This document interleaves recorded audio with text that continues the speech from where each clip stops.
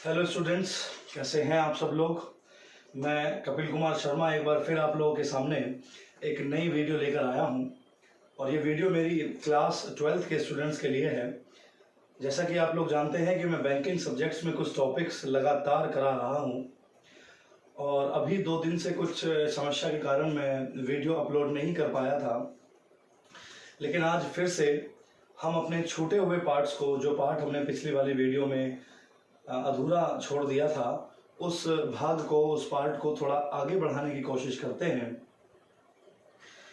तो मैंने आपको बताया था इससे पहले वाली वीडियो में कि ग्रामीण शाख क्या होती है या ग्रामीण लोगों को बैंक से या किसी अन्य माध्यम से लोन या ऋण की प्राप्ति कैसे होती है, और ये जो ग्रामीण परिवेश के लोग होते हैं ये अपने किन किन आवश्यकताओं की पूर्ति के लिए बैंक से या अन्य स्रोतों से लोन प्राप्त करते हैं।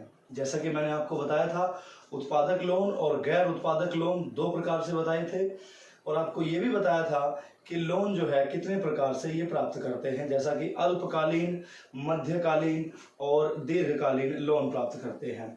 अल्पकालीन में कुछ आवश्यकताओं, सामान्य आवश्यकताओं की पूर्ति के लिए, मध्य और दीर्घकालीन आवश्यकताओं की पूर्ति के लिए ये लोन प्राप्त करते हैं, और अपनी फसल के बेचने पर या किसी अन्य स्रोतों से ये इस लोन की राशि को पूरा करते हैं। तो अब हम उस भाग को आगे की तरफ ले जाते हैं जिन्हें हम लोग वो वाले स्रोत कहते हैं जहां से किसान अधिकांश अपना पैसा प्राप्त करते हैं। तो आजकल तो सहकारी समितियां या अन्य माध्यम जो हैं वो गांव में अवेलेबल हैं, ग्रामीण परिवेश में अवेलेबल हैं, लेकिन पहले देसी बैंकर के नाम से कुछ स्रोत पहले से ही अवेलेबल हुआ करते थे, जिन्हें हम लोग क्या कहते हैं, जिन्हें हम लोग कहते हैं महाजन या साहूकार। महाजन या साहूकार किताबों में देखने के लिए मिलता है, लेकिन आपकी सामान्य भाषा में या जहां जिस परिवेश में आप लोग रह रहे हैं, कुछ यहाँ नज़दीक रहते हैं, कुछ दूर रहते हैं, तो अलग अलग स्थान पर इन देसी बैंकर को, इन स्रोतों को हम अलग अलग नाम से जानते हैं। जैसे मैं आपको बता देता हूँ कि यूपी में इन लोगों को इन्हें हम लोग बनिया या सेठ कहते हैं। क्या कहते हैं इन्हें? बनिया या सेठ कहते हैं। पश्चिमी प्रांत में हम इन्हें किस नाम से पुकारते हैं? पश्चिमी सीमांत प्रांत में हम इन्हें पठान के नाम से पुकारते हैं। अलग अलग स्थान पर इन्हें अलग अलग नाम दिया जाता है। जैसे पंजाब की बात करें तो पंजाब में ऐसे लोगों को जो इस प्रकार के देसी बैंकर होते हैं, जो इस प्रकार के ऋण या लोन प्रोवाइड कराते हैं, उन्हें हम लोग या तो अत्री बोलते हैं या उन्हें अरोड़ा बोलते हैं। अत्री या क्या बोलते हैं? अरोड़ा बोलते हैं। और अगर हम गुजरात की बात करें तो वहां इन्हें क्या बोलते हैं? बोहरा बोलते हैं। क्या बोलते हैं? गुजरात में इन्हें क्या बोलते हैं? बोहरा बोलते हैं। साथ साथ नोट करते रहिए जिससे कुछ परेशानी ना आए आप लोगों को। गुजरात के अलावा अगर हम मुंबई की बात करें, मुंबई में इन लोगों को हम लोग क्या कहते हैं? मारवाड़ी कहते हैं। मैं आपको फिर से रिपीट कर दूं कि मैं ये जो नाम लिख रहा हूं ये महाजन और साहूकार के ही भाग हैं। किन्हीं जगह इन्हें महाजन या साहूकार कहा जाता है, यूपी में इन्हें बनिया या सेठ कहा जाता है। जैसे मैंने अभी लिखा कि मुंबई में इनको किसी और नाम से जाना जाता है, मारवाड़ी के नाम से जाना जाता है। अगर हम साउथ की तरफ बढ़े, जैसे चेन्नई की बात करें, तो चेन्नई में हम लोग इन्हें किस नाम से पुकारते हैं? चेट्टी के नाम से पुकारते हैं। तो कुछ इस तरीके से और भी जगह जगह स्थानों के हिसाब से हम इनको अलग अलग नाम से पुकारते हैं। उम्मीद है कि आप लोगों ने ये नोट कर लिए होंगे। अच्छा, ये लोग होते कौन है, ये कार्य क्या करते हैं, और देसी बैंकर के विषय में मैंने आपको ये बातें क्यों बताई। अच्छा, महाजन और साहूकार क्या होते हैं? महाजन और साहूकार छोटी छोटी रकम या बड़ी रकम को जो है ग्रामीण परिवेश के जो किसान लोग हैं, अब वो मध्यम वर्ग के किसान हैं या निम्न वर्ग के किसान हैं, इन सब लोगों को लोन प्रोवाइड करते हैं, मतलब ऋण या पैसा उधार देने का काम करते हैं। अच्छा, ये केवल लोन देने का काम करते हैं, पैसे देने का काम करते हैं, ये जमा स्वीकार नहीं करते। जैसे कि सामान्य बैंक जो होता है, सामान्य बैंक के मुख्य कार्य क्या होते हैं, लोगों से जमा स्वीकार कराते हैं और लोगों को फिर क्या प्रोवाइड करते हैं, लोन देते हैं। दो कार्य करते हैं। यहाँ देसी बैंकर की अगर हम लोग बात करके चलें तो महाजन लोग जो है केवल यहाँ लिख सकते हैं कि ये लोग ऋण मतलब लोन देते हैं, ऋण देते हैं, और यहां लिख सकते हैं जमा स्वीकार नहीं करते, जमा स्वीकार नहीं करते। इन पॉइंट्स को आप लोग साथ साथ नोट करते रहें जिससे आप लोगों को ये क्लियर होते रहे।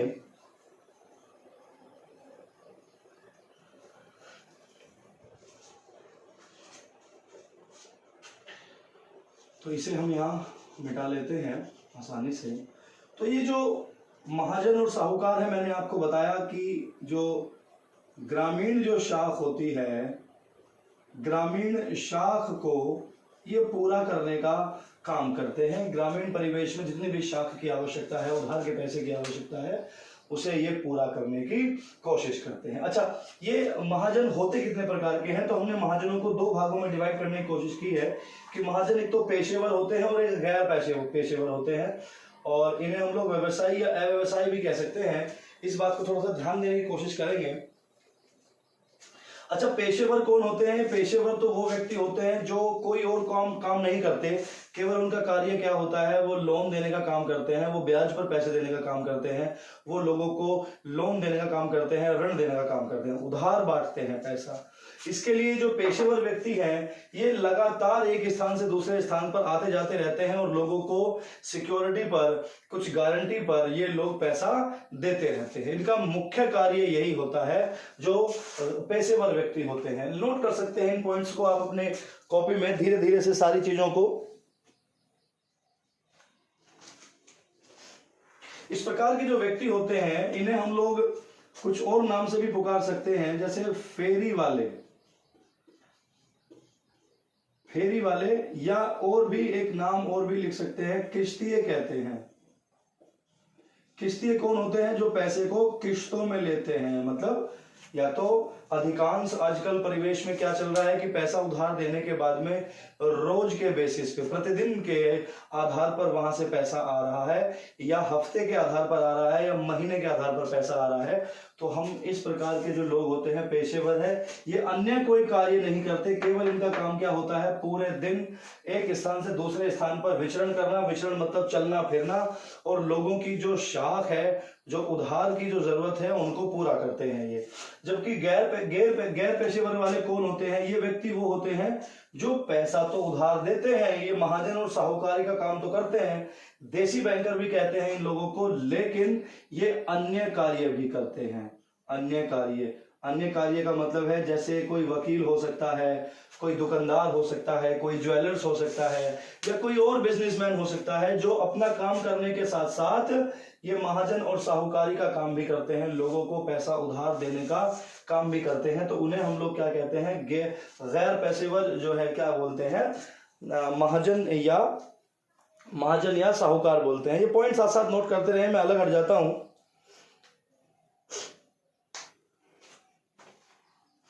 तो ये आप लोगों ने नोट कर लिया होगा, इसको मैं यहां से मिटा देता हूं जिससे आप लोगों को बाकी चीजों को मैं अच्छी तरीके से समझा सकूं।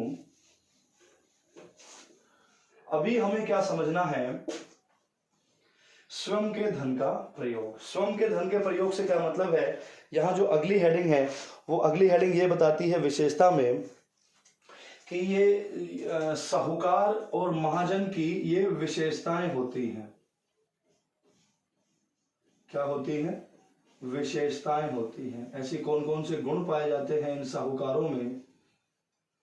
तो पहला है स्वयं के धन का प्रयोग। स्वयं के धन के प्रयोग से क्या मतलब है कि केवल अपना पैसा ही देते हैं,